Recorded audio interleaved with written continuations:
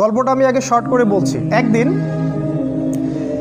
নবী মুসা আলাইহিস সালাম, যিনি বনু ইসরাইলের নবী, আপনারা জানেন তিনি অনেক সম্ভ্রান্ত নবী, বনু ইসরাইলের নবী।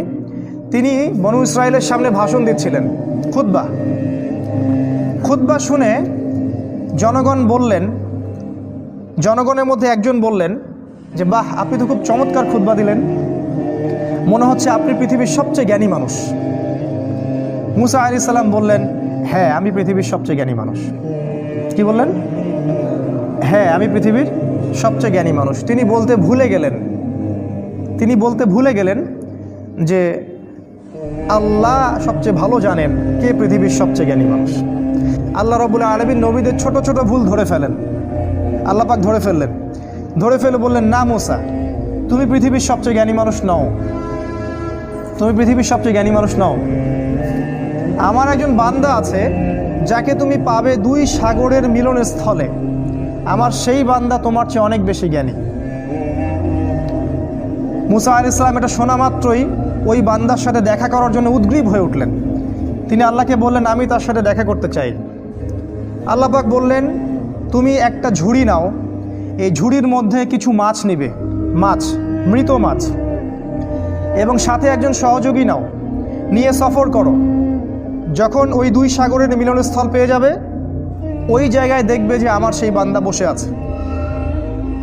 মুসা আলাইহিস সালাম সফর করলেন, তার সাথে একজন যুবককে নিলেন, যুবকের নাম হচ্ছে ইউশা বিন নুন। একটা ঝুড়ি নিলেন, সেখানে মাছ রাখলেন। এবার তিনি সফর করা শুরু করলেন। তিনি বলছেন, আমি সফর করতেই থাকবো, যদি আমাকে যুগ যুগ ধরেও চলতে হয়। সফর করতে শুরু করলেন। একটা পর্যায়ে সফর করতে করতে করতে করতে দুই সাগরের মিলনস্থল তিনি পেয়ে গেলেন। সেখানে তারা রেস্ট করলেন, বিশ্রাম নিলেন।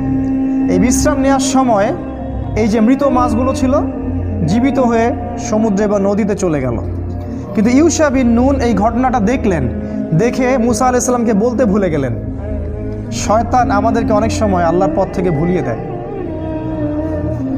ভুলে গেলেন।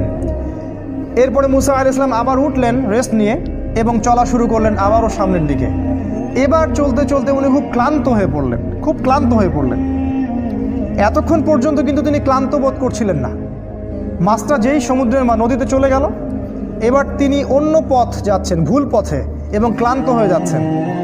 তার মানে জীবনে চলার পথে আপনার পথ যদি ভুল হয়, আপনি খুব সহজে ক্লান্ত হয়ে যাবেন। আর আপনার পথ যদি হয় আল্লাহ এবং তার রাসূলের পথে, আপনি সহজে ক্লান্ত হবেন না। আপনার ভিতরে সবসময় চিরযৌবন কাজ করবে। যাই হোক, তিনি ক্লান্ত হয়ে গেলেন এবং ইউশা বিন নুনকে বললেন, নাশতা নিয়ে আসো, মাছগুলোকে নিয়ে আসো, আমি খুব ক্ষুধার্ত। তখন ইউশা বিন নুনের খেয়াল হলো যে মাছ তো চলে গেছে নদীতে। তিনি বললেন, মাছ তো চলে গেছে নদীতে, আমি তো আপনাকে বলতে ভুলে গিয়েছিলাম। তখন বললেন মুসা আলাইহিস সালাম, তুমি এটা কি করেছো? ওইটাই তো সেই জায়গা, যে জায়গার সন্ধান আমরা করছিলাম। তারা আবার ফেরত আসলেন, এসে দেখলেন দুই সাগরের মিলনস্থলে একটা সাখরা বলে আরবিকে একটা পাথর বা রক, শিলাখণ্ড, এর উপরে একজন ব্যক্তি বসে আছেন। মুসা আলাইহিস সালাম তাকে সালাম দিলেন, বললেন আসসালামু আলাইকুম। খিদির আলাইহিস সালাম বললেন, ওয়া আলাইকাস সালাম। এই জনমানব শূন্য জায়গায় কে সালাম দিচ্ছে? তখন মুসা আলাইহিস সালাম বললেন, আমি মুসা। খিদির আলাইহিস সালাম বললেন, কোন মুসা? বনি ইসরাইলের মুসা? কোন মুসা? বনি ইসরাইলের মুসা। তার মানে খিদির আলাইহিস সালাম বনু ইসরাইলের ব্যক্তি নন। খিদির আলাইহিস সালাম ইহুদি খ্রিস্টানদের কেউ নন, তিনি বনু ইসরাইলের মধ্যে কেউ নন। সালাম দেয়া হলো। মুসা আলাইহিস সালাম বললেন, আমি কি আপনার সাথে এই শর্তে থাকতে পারি যে আল্লাহ পাক আপনাকে যে জ্ঞান শিক্ষা দিয়েছেন সেখান থেকে আপনি আমাকে কিছু শেখাবেন? ওস্তাদের সোহবত। এবার খিদির আলাইহিস সালাম বললেন, অ্যান্সারটার দিকে খেয়াল করেন। খিদির আলাইহিস সালাম বললেন, ইন্নাকা লান তাসতাতিআ মাইয়া সাবরা। মুসা, তুমি আমার সাথে ধৈর্য ধরতে পারবে না। কি বললেন? মুসা, তুমি আমার সাথে ধৈর্য ধরতে পারবে না। কারণ খিদির আলাইহিস সালাম শেষ পর্যন্ত জানেন যে কি হবে। গল্পের শেষে আমরা তাই দেখব, মুসা আলাইহিস সালাম ধৈর্য ধরতে পারেননি। কিন্তু মুসা আলাইহিস সালাম বললেন, ইনশাআল্লাহ আমি ধৈর্য ধরব, আমাকে আপনি সাথে নেন, ইনশাআল্লাহ আমি ধৈর্য ধরব। খিদির আলাইহিস সালাম ইনশাআল্লাহকে সম্মান করলেন এবং মুসা আলাইহিস সালামকে সাথে নিলেন, কিন্তু বললেন তুমি আমার সাথে সফর করো, কিন্তু আমাকে কোনো প্রশ্ন করতে পারবে না, একটা প্রশ্ন করা যাবে না। আমি কি করব না করব কোনো বিষয়ে কোনো প্রশ্ন করা যাবে না। মুসা আলাইহিস সালাম বললেন ঠিক আছে। এবার তারা চলতে শুরু করলেন। এবার ঘটনা শুরু। চলতে চলতে চলতে চলতে একটা নদী আসে। এবার তারা নদী পার হবেন, কিন্তু কোনো টাকা পয়সা সাথে নাই। খিদির আলাইহিস সালামকে ওই মাঝিরা চিনত। সেই মাঝিরা তাকে বলল, আপনি নৌকায় ওঠেন, টাকা পয়সা লাগবে না।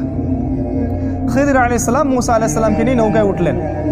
এবার নৌকা চলতে শুরু করলো। নৌকার পাতা টানের উপর একটা পাখি এসে বসলো। এই পাখিটা ওই নদী থেকে একটু পানি খেয়ে চলে গেল।